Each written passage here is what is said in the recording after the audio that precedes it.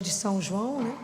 Capítulo 15, que foi o que a gente conversou, que a gente meditou no domingo, né? Que é o quinto domingo da Páscoa, né?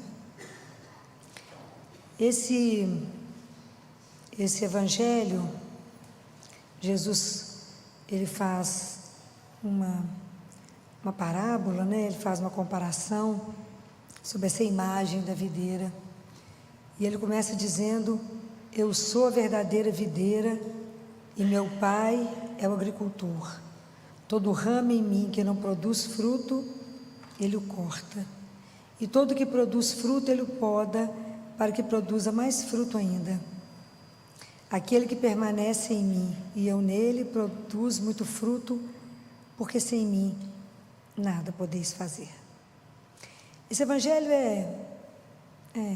de todas essas parábolas que Jesus conta, a riqueza que é muito grande, e ela é tão interessante porque ela conta para a gente, se vocês lerem tudo em detalhes, que a nossa vida cristã, ela é um mistério de comunhão com Deus. Essa é a nossa vida cristã, é um mistério dessa comunhão. Eu só consigo ter fertilidade espiritual se eu permanecer em Deus. Então, quando Jesus faz essa comparação, eu sou a verdadeira videira, essa imagem todos os judeus conheciam, porque o templo de Jerusalém, né, escrito a descrição do livro de um historiador da época, que era Joséfo, ele descreve que o templo era de ouro, e que quando todos os anos eles iam fazer uma visita ao templo, né, eles iam oferecer sacrifícios, e lá de fora, quando eles tinham que passar pelo arco da porta, tinha uma videira imensa em ouro, e os cachos do tamanho de um homem. Isso já era conhecido, porque isso tem uma referência em Números capítulo 3, quando Moisés manda Josué ir à terra de Canaã, e fala: a terra prometida pelo Senhor, vai lá para você ver a terra. E eles voltam ficando impressionados com a riqueza, que era um lugar que tinha leite e mel. Então, isso já era uma analogia de que o reino de Deus, o templo, era de verdade ali, a terra prometida, né? Então, quando Jesus fala, ele fala: eu é que sou a videira verdadeira, sou eu que sou. Mas essa imagem as pessoas já sabiam. Então, Jesus, mais uma vez, ele faz alusão às coisas do Pai, enquanto ele estava aqui. Ele é o templo, a videira verdadeira, né? Aquele que permanece em mim. Quando nós fomos batizados, todos nós fomos enxertados em Cristo, pelo batismo. Então, é a videira, nós somos colados nele, enxertados nele. E ele fala que a gente precisa produzir frutos, porque estamos enxertados em Cristo. Ele precisa permanecer nele para que isso produza fruto. Porque sem mim, como diz ele, nada podeis fazer. E aí, no século V, no deserto de Gaza, existia um monge que chamava João. Quando um fiel faz uma pergunta para ele interessante, que ele pergunta para ele assim: mas como é que pode conviver a liberdade do homem com sem mim nada podeis fazer? Essa pergunta é uma coisa que a gente pensa mesmo. Mas sem mim vocês não podem fazer nada. Então como é que fica a minha liberdade, sendo que eu não vou conseguir nada? E a explicação dele é, claro, brilhante, né? Ele diz assim: o homem que tem, cada um de nós, quando a gente tem uma tendência ao bem, quando a gente deseja algo do bem, Deus nos dá a força para que a gente consiga realizar essa obra boa.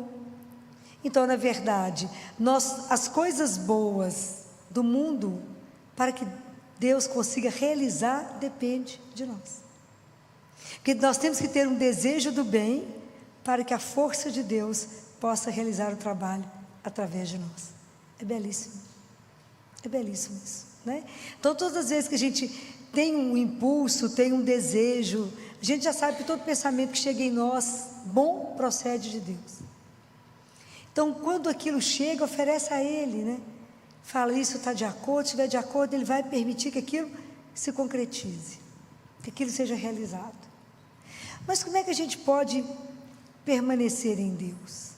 O que significa isso de forma prática na nossa vida para hoje, né? Porque Jesus, quando fala isso, ele fala lá na última ceia. Como é que a gente permanece em Deus? Não tem jeito. Primeira forma de eu permanecer, eu permaneço por causa da minha fé, porque eu creio. Então eu permaneço. Quando eu creio, eu não creio numa ideia, eu creio numa pessoa, eu creio em alguém. Acreditar é dar o meu coração a alguém. Então eu sei para quem eu estou dando, eu sei diante de quem eu estou. Então eu tenho fé nele, então eu permaneço nele por causa da fé. A forma que eu tenho de me manter na minha fé, de me comunicar com Ele, é pela oração. E a oração é uma coisa espetacular, porque na oração é um momento, primeiro, de um encontro. Então, eu me encontro com Deus.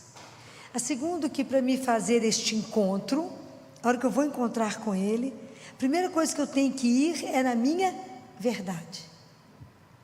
Então, a gente reza com sinceridade. Tira a cera, tira a máscara e se revela. Porque Deus sabe quem que a gente é, né? Já sabe, não serve para nada, etc. Mas é preciso que a gente diga, fala, Senhor, eu vim aqui do jeito que eu estou, eu não preciso fingir que eu sou piedosa, eu não preciso fingir que eu entendo, eu não preciso fingir do mistério, só conheço nada que eu sou, que eu creio, eu quero acreditar, eu quero permanecer, eu quero, mas não dou conta de nada. É assim. É sinceridade, porque com a minha sinceridade, eu tirando a minha cera, eu tenho que voltar o meu coração para o Senhor.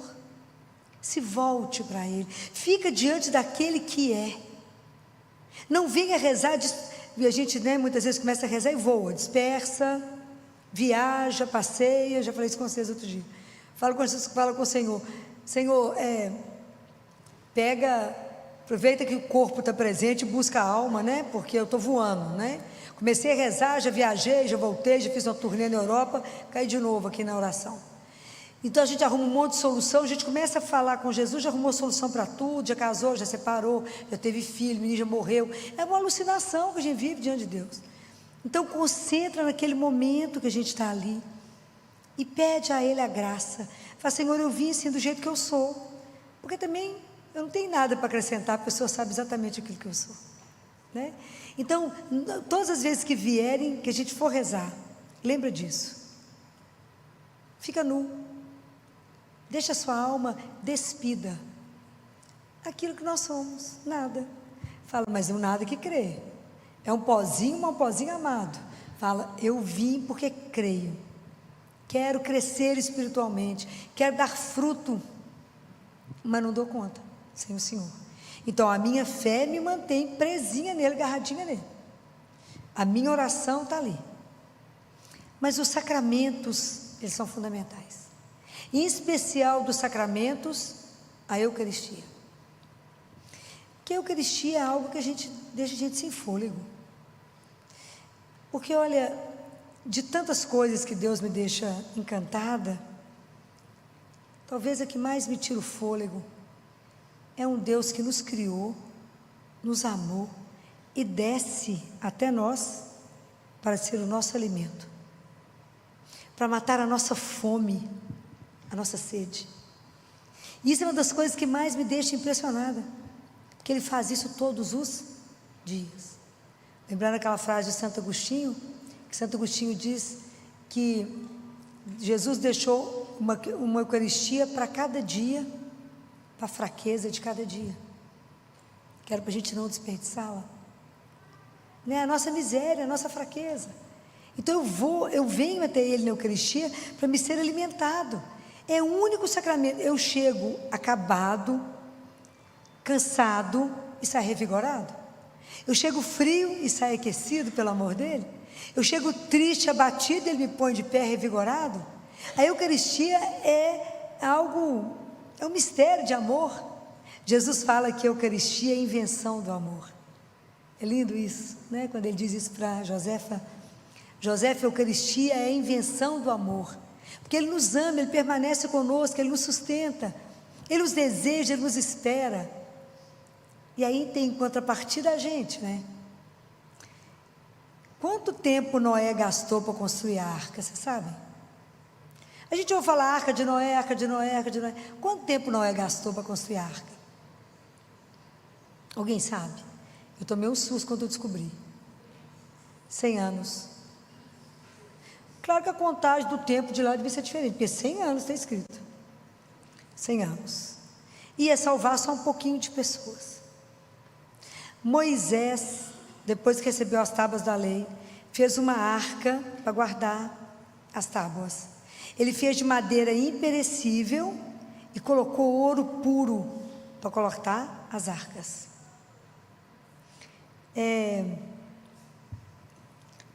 Quando a gente vai receber a Eucaristia, Salomão gastou 7 anos para construir o templo.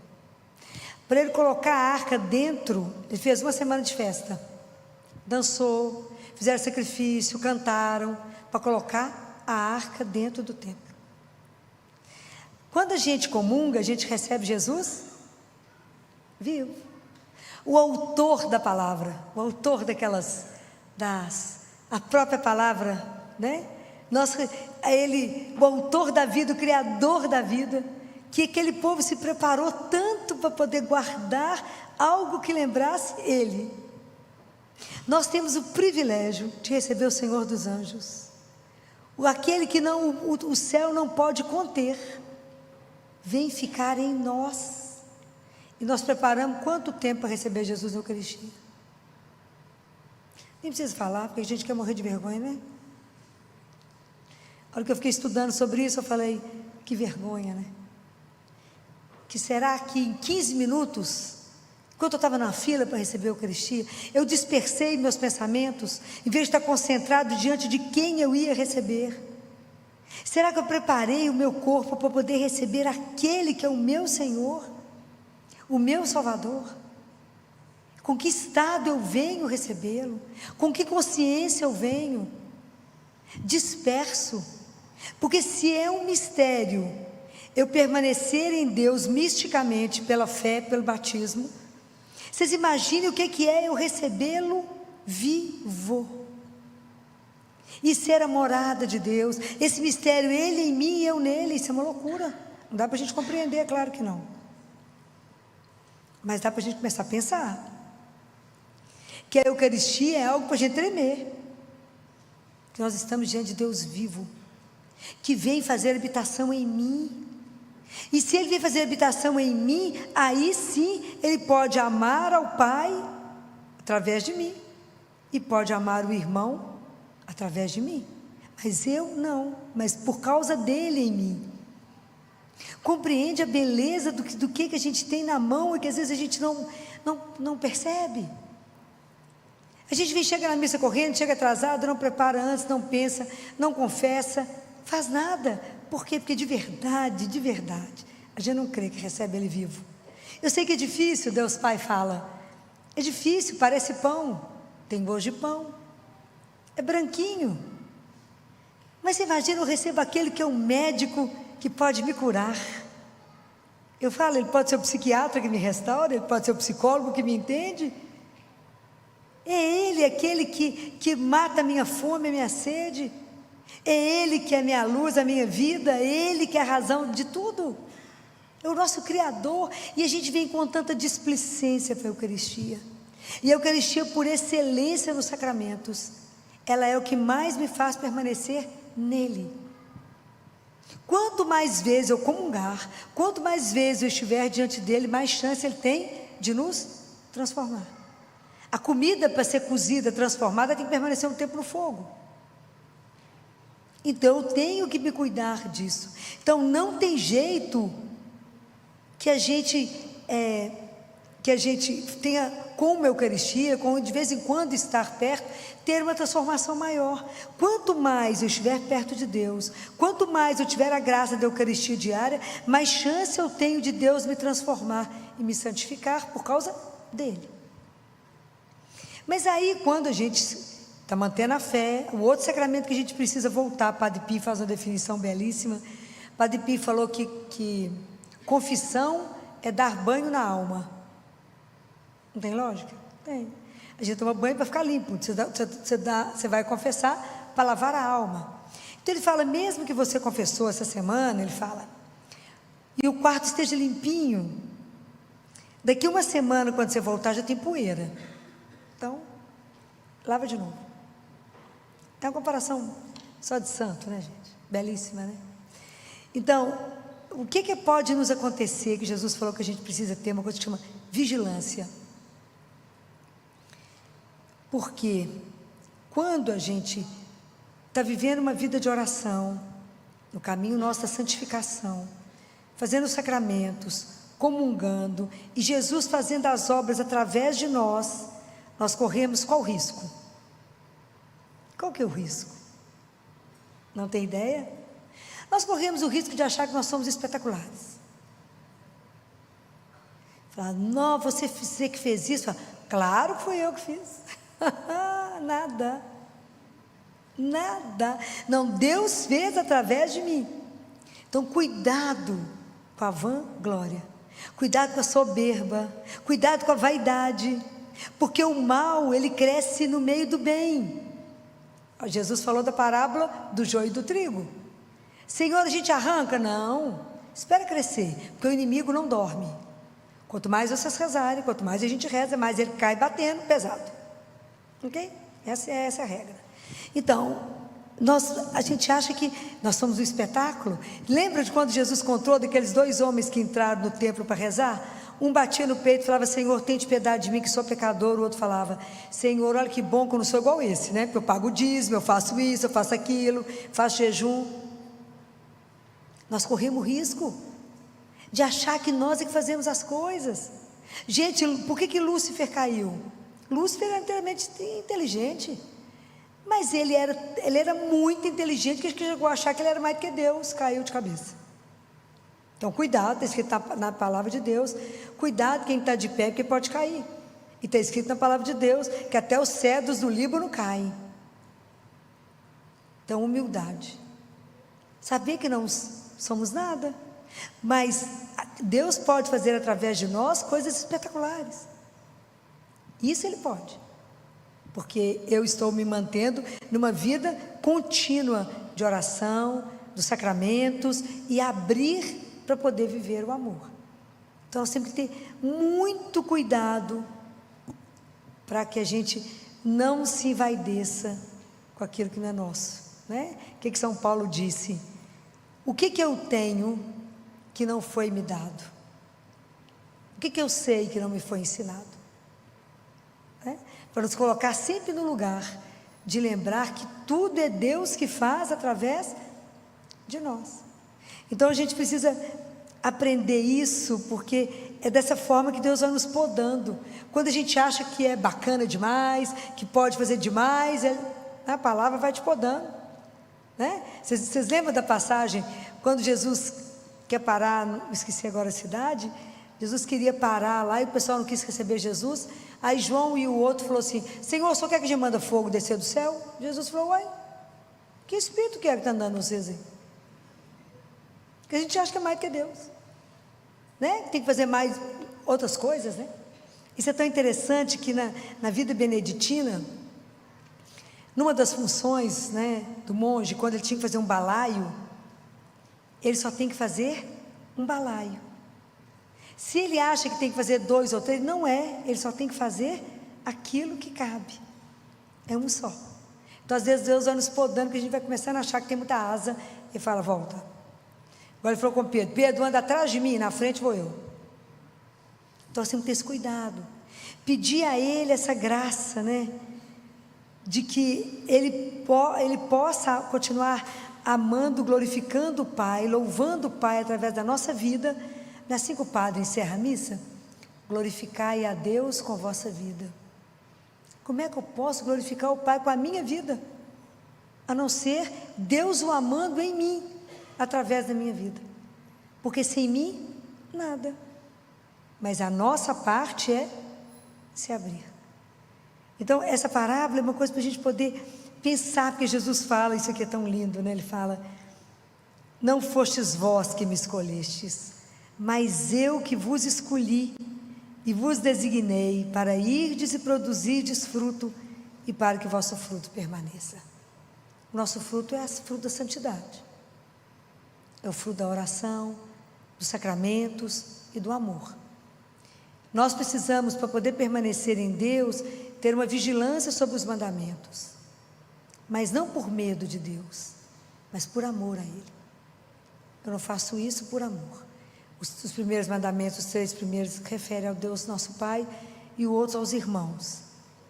A gente ainda precisa caminhar um pouco mais até viver o mandamento que Jesus deixou, que é amar como Ele amou.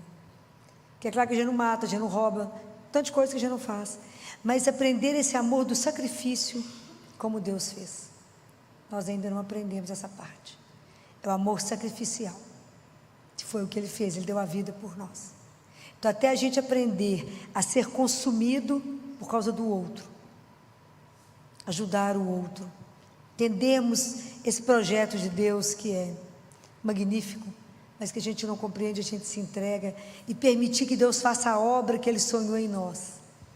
Pedir a Ele que nos conceda a graça de não passar ao largo da nossa vida verdadeira, mas viver exatamente aquilo que Ele sonhou. Então, uma coisa que pode nos ajudar, a cada dia, por turnos, manhã, tarde, noite, pergunte a Ele: Senhor, o que o Senhor quer que eu faça contigo? E o que o Senhor quer que eu faça por Ti? Mas somente aquilo que o Senhor quer, não além. Para a gente fazer o exercício da humildade. Não aquilo que eu estou pensando, sonhando, mas aquilo que está de acordo com o que o Senhor quer para mim hoje. Porque para Te amar eu só tenho agora. Para vos servir eu só tenho agora. Então que a gente possa pensar muito nisso. Como é que a gente precisa se manter coladinho nele para não correr o risco de não dar fruto e ser cortado, né? Porque aquele ramo que não dá nada, se ele ficar na planta, ele vai prejudicar a árvore inteira. Mas nós temos um grande segredo para nos ajudar a permanecer, que é Maria. É Nossa Senhora que vai nos ajudar a permanecer em Deus. Ela vai nos ajudar a interceder por nós, nos dar coragem, interceder mesmo, nos ensinar o que é fé. Ninguém teve fé como ela, né? Nos ensinar a confiar em Deus nas situações mais adversas, permanecer colado nele mesmo quando o mundo está do avesso, mesmo quando a nossa vida está do avesso, permanecer em Deus, rezando, participando dos sacramentos, mesmo quando parece que Deus está surdo, mesmo quando Ele não fala nada. Permanecer, saber que teu caminho está escuro, não tem importância se Ele me der a mão, teu caminho. Falo com Ele: Jesus, eu não preciso ver o caminho, o Senhor está enxergando, tudo certo. Eu não preciso ver, eu só preciso Te dar a mão. Se o Senhor me der a mão, eu não terei medo. Então, é que a gente tenha essa entrega, né? Catarina de Siena, que esses dias foi segunda-feira, né? Foi dia dela. Ela perguntou para Deus Pai: como é que eu sei que eu faço a sua vontade? Ele falou: pela paciência da espera. Porque nós somos desesperados. Nós nem acabamos de falar a frase, a gente já quer que Deus já mande a resposta. A paciência da espera. Ela, vocês imaginam, todo sábado eu lembro dela com a espera. Enterrou Jesus na sexta, os discípulos tinham sumido, até que pôr todos de pé. São José já tinha morrido, e ela esperou o que Deus ia fazer. Pode imaginar? Não tinha ninguém para consolar. Ela segurou na fé, permaneceu ali em oração, pôs os discípulos para rezar, e é claro que ela foi a primeira testemunha da ressurreição. Claro que o filho foi ver quem primeiro? A mãe, ótimo. Não está escrito não, mas vocês podem ter certeza. Tem jeito de ter sido. Imagina a alegria dela quando viu ele, coisa de louco, né? Então a gente precisa pensar nisso e pedir a ela. Quando tiver muito difícil permanecer, quando tiver muito difícil o caminho, quando tiver muito difícil acreditar, fala: Senhora minha, me ajuda a manter os olhos fixos no seu Filho e acreditar que Ele me vê, acreditar que Ele me escuta e acreditar que o amor dEle é incondicional e que é eterno e que Ele está atento a tudo que me acontece e Ele nunca vai me abandonar. Me ajuda a permanecer nele e me ajuda a fazer com que a minha vida eu possa olhar para o meu pai, que meu pai possa se orgulhar de mim e falar: essa menina, esse menino tem a vida digna de um filho de Deus. É isso que a gente precisa revelar ao mundo. As pessoas que olham para nós, que já somos o resto, saiba que nós de verdade acreditamos num Deus que é vivo, que caminha conosco, que além de nos alimentar, participa da nossa vida todo dia, está sempre conosco, mesmo que a nossa vida não tenha nada de especial, só correr, trabalhar, fazer acontecer, mas Ele está junto. E que vocês não duvidem disso, que vocês caminhem sempre com aquilo que eu falei semana passada, a mística dos olhinhos abertos, olhos abertos, para poder ver o Senhor que está ali do seu lado. E peça a Ele, fala: só me mantém colado, igual o Super Bonder, Ele cola para que eu nunca me perca. Então, vigilância quanto ao pecado, vigilância, porque o pecado nos separa dEle. Peça a Ele a graça, e a gente pede a Nossa Senhora todo dia. A gente fala com ela: Ave Maria, Virgem Fiel. Eu falo isso 100 vezes de manhã. Ave Maria, Virgem Fiel. Eu falo com ela: não me deixa pecar, não me deixa magoar, Jesus, não me deixa ofender. Ave Maria, Virgem Fiel, Ave Maria, Virgem Fiel, para que nos ajude a não pecar. Aí de noite você pede perdão porque você pecou, né? Ave Maria, Mãe de Misericórdia, Ave Maria, Mãe de... É a luta. Está escrito na palavra que a gente peca pelo menos 7 vezes no dia. É uma batalha. E a maior batalha é com a gente mesmo. Então não é fácil, porque a hora que a gente começa a fazer uma coisinha, a asa cresce, a gente acha que pode mais e começa a pecar. Então vigilância. Vigie, para que a gente não precise ser podado, né, toda hora. Mas que Nossa Senhora, como nossa mãe, interceda por nós, para que a gente de verdade possamos dar frutos dignos do Pai que temos, e que o nosso fruto permaneça. Louvado seja nosso Senhor Jesus Cristo. Para sempre seja louvado.